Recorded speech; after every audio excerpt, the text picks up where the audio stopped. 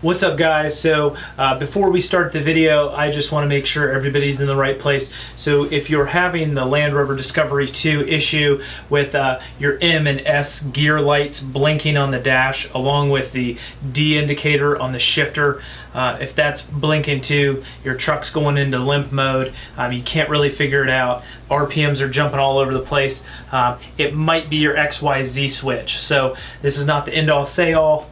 Batteries cause a lot of problems too. So this is going to be the rebuilding. I have narrowed it down to the XYZ switch, and this video is going to be all on taking it apart and cleaning it, and hopefully saving yourself $300 to $600 depending on where you buy this part from. So I hope you guys enjoyed the video. Let's get down to it.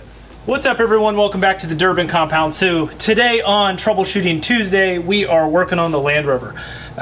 We are troubleshooting the XYZ switch. So if you found this video, you're looking for troubleshooting the XYZ switch, we're going to go over exactly how to take it apart and clean it. So I haven't taken it apart yet. I haven't researched any other thing other than you can change, or you can clean it out and you can save them instead of spending about $630 on Atlantic British's website, or Rover Parts as they call it. There were a couple other sources around $300 options, but this little bad boy is so darn expensive when we talk about Land Rover.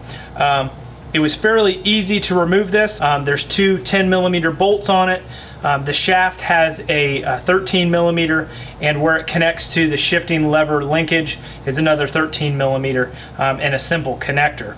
So before we start this video, or before we start into this part of it, when you're working on your vehicle, be 100% safe, block the tires, do the right thing, because we've had some mistakes out in the shop tonight that I really didn't want to have. Of course, when you're messing around with this, remember that you are messing with the linkage on the transmission, and if you disconnect the shifter lever, there is no safety. You are putting it in neutral, reverse, whatever when you turn that wrench. So make sure you have all of your things in order when you start messing with that linkage, or you could have some catastrophic failure. So if you've done any reading on the forum, Disco Mike says that there is a testing procedure in the rave manual. And I just so happen to have the rave manual here printed out.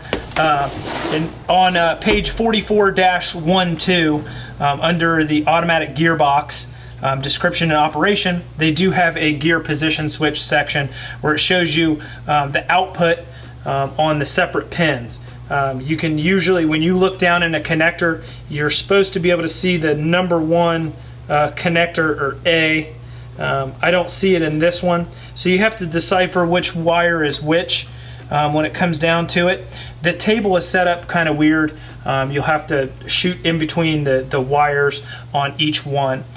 We might go over that here. I'm going to zoom it in close. We're going to get down on the bench, and we're going to take this apart and show you what's inside. So you're along for the ride. Let's do it. Alright, so each of these, there is 1, 2, 3, 4, 5, 6 rivets that this thing is held together by. So Dylan's going to be my helper today. We've got an 11/64 drill bit. All you're doing is drilling out the little cup on the top of the rivet, and it'll pop right out of the back side. It's a blind rivet, so you just drill it out here until that cup snaps off, and then you push it through. So Dylan's going to go ahead and drill the last one out for us.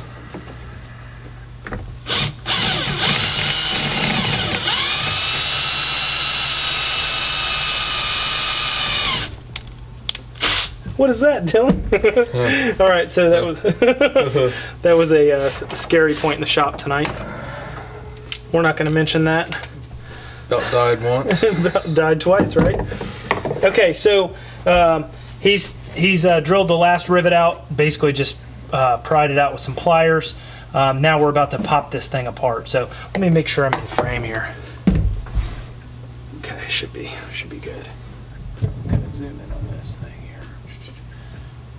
So I hope it's in focus. As always, I'm like fighting focus and YouTube struggles. So this thing should basically just pop apart with a screwdriver. I'm going to use a flathead, the good old trusty Craftsman here, and we're going to pop this apart. Now there should be an O-ring in here of some sort. I'm going to pry this apart. Slow and steady wins the race. I see a little O-ring. Want to be careful with it. All right. Okay, so here are our contacts. Everything looks fairly clean. So basically, if you've never seen an inside of a rotary switch like this, which I would consider a rotary switch, as you move this around, basically what it's doing is making different contacts. It'll connect the brown wire to the white wire or whatever. As it goes around, it has little tabs on it, and it has nice dielectric grease in here. It's really clean. It really doesn't even look like it would be bad in any way. So it looks like I have a bad spot. Hopefully you can see this in the camera here. You see this bad spot right here on this leg right here. So red, I don't know which wire is red. I don't know where that would be on the actual connector. I don't know if that's A, or it's there's W, X, Y, and Z. I wish I had a diagram of the actual connector on here somewhere. Let's see here. They don't have a diagram of it. I'm gonna have to go to the schematic, damn it. All right, so I hope this is still in frame. Okay. Gosh, I hope you can see this good. Okay, so the one in question is this third one in right here, and it does look pretty darn, I don't know, like charred, like it actually has a short, like it's been shorting back and forth. And I would probably be a safe bet at saying that that's probably something like in drive, you know, that's a switch that when you're in drive, it's that's a common one. That's what I would think. Is Well, see, it's always there. It's not like all the other ones. This one actually has a rail that runs through all the way across. You are It's not like right. a solid bar. It's actually just like a rail where it glides across All right. to keep contact. Let's go ahead and spray it out with electrical cleaner here. I'm going to clean this switch out with electrical cleaner here. Try to clean this up. Now, try to wipe all that out.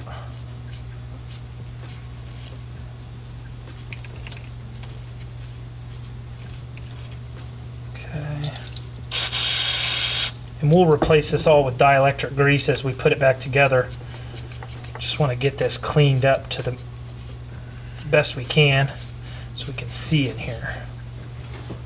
Okay. So we've cleaned this up, and it definitely doesn't look as charred as it did before. All right, so while I can't find the schematic or the diagram on this connector here, it turns out I really don't care that much. What we're going to do is clean this out. The one part that was charred connects a couple other wires, and we think it is drive because it's used most often. So what we're going to do is we're going to, on these little tabs here, the one that is drive, we're pulling it out a little bit more to give it more tension on the actual thing here. So we've cleaned it up with electrical cleaner. If you don't know what I'm talking about, use some electrical cleaner that's rated for electronics. Don't use brake cleaner. Use electrical cleaner so it doesn't eat any of your precious metals like copper or brass or whatever. Just be careful with it. We cleaned it out, wiped it out, and now we're going to add a little dielectric grease and put it back together. And then that will be what I would consider a good clean. After we put it back in, at the end of this video, I will tell you if it works or not. Here we go. All right.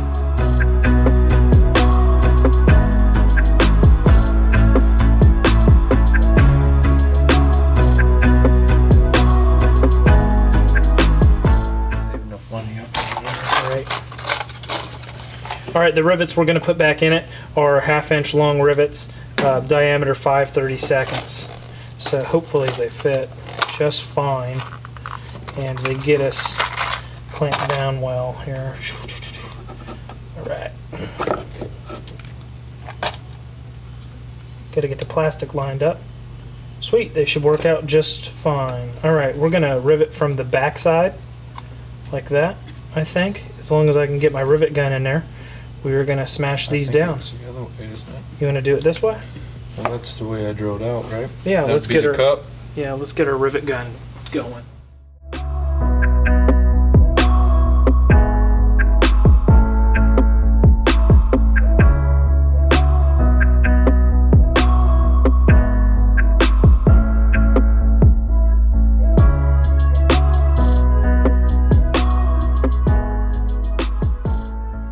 Alright, so we just got back from the test drive. I did about a 40-mile test drive with the truck. It's working flawlessly.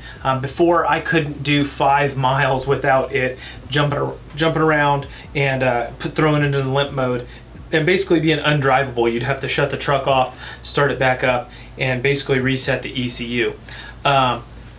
Now, just a recap on what we just watched. We took out the switch. It's a little bit of a pain in the butt. The shaft, the linkage shaft the linkage piece that comes off of the shaft that goes into the transmission is designed to fit very tightly. So you can use 2 big screwdrivers and kind of wiggle that thing back and forth to get it back on there or take it off.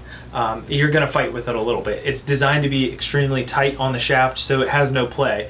You don't want it to have play. If it does, it'll eventually wear itself out. That's just the nature of the part. So be careful. The connector kicked my butt forever. That's why I don't have the camera. I've tried to do cameras up underneath the vehicle and show you that, oh yeah, it's so easy to take these parts off, but it's not.